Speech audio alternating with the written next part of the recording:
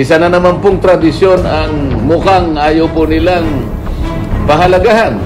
Sapagkat ngayon lang po ako makakakita uli ng isang pagkakataon na yung pong miyembro ng majority katulad ko, hindi na pwedeng magtanong. Ang kanyang katapat na halaga ay 6.325 trillion. Saan gagamitin ang checking ito? Ang 2025 General Appropriations Bill ay isang libro ng mga solusyon sa bawat problemang hinaharap ng pamilyang Pilipino. The proposed 6.352 trillion peso budget for fiscal year 2025 is more than just a set of allocations. It reflects our commitment to improving the lives of every Filipino. Kailangan kasing masagot ng diretsahan at ng walang pag-aalinlangan. Diyan sa budget, isang checking napakalaki ang halaga. Ilang kababayan nating mahihirap ang mababawas natin sa kanilang bilang. Yung sana ang kailangang masagot dito sa bawat budget.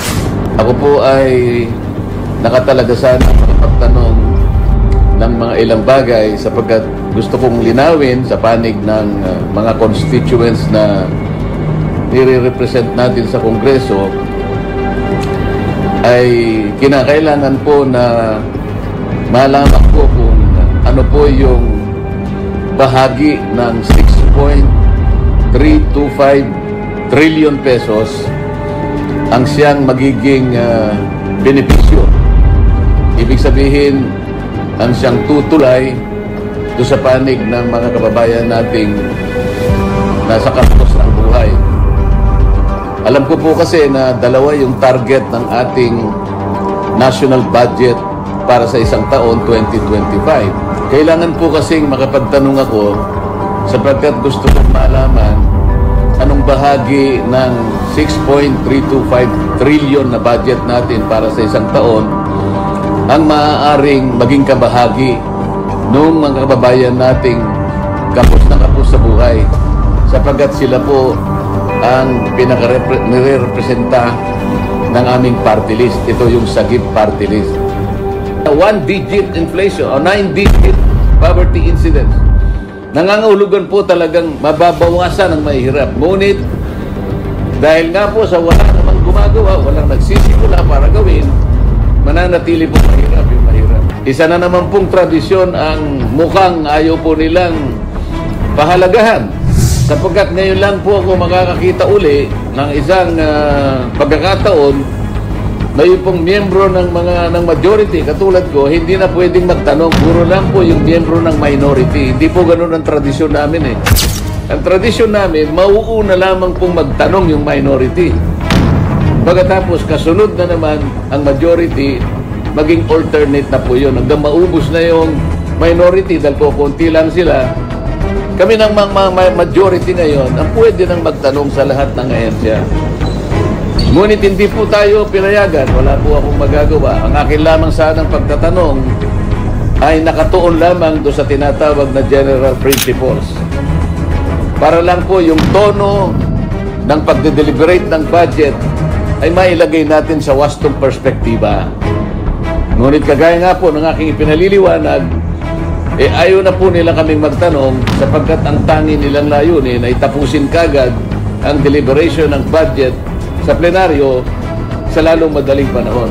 Ako po'y nalulungkot sapagkat hindi po mabilisan ang pinag-uusapan natin. Ang pinag-uusapan natin, makilala natin, makilatis natin, maintindihan natin, may paliwanag natin sa mga tao na sila yung benepisyaryo nitong isang napakalaking cheque na ito na ang kanyang katapat na halaga ay 6.325 trillion.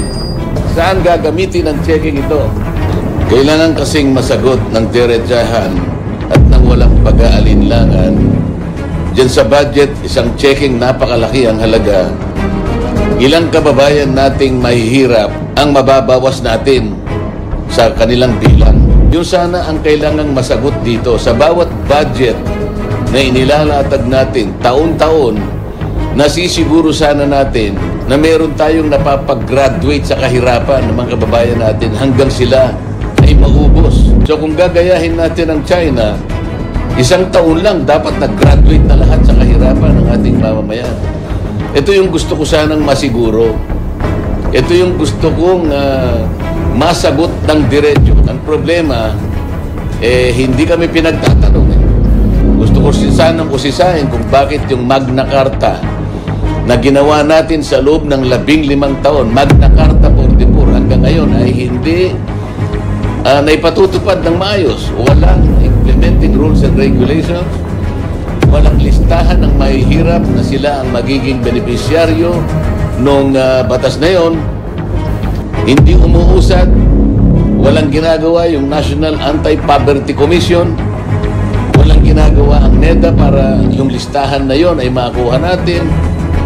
Ngayon, kung ang tinutukoy nila ay mabawasan ng 1 digit ang kahirapan sa ating bansa at hindi naman sila magsisimula, kahit kailan ay hindi matutupad yung kanilang hangarin sapagkat hindi gumagalaw yung batas at walang gustong sumagot at walang gustong gumawa at ayaw nila kaming bigyan ng pagkakataon na makapagtanong dito sa bahaging ito.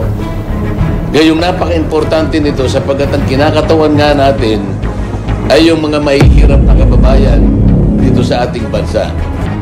Maraming salamat po at manatili tayong malakas, matatag ang pananampalataya, paniwala sa Diyos.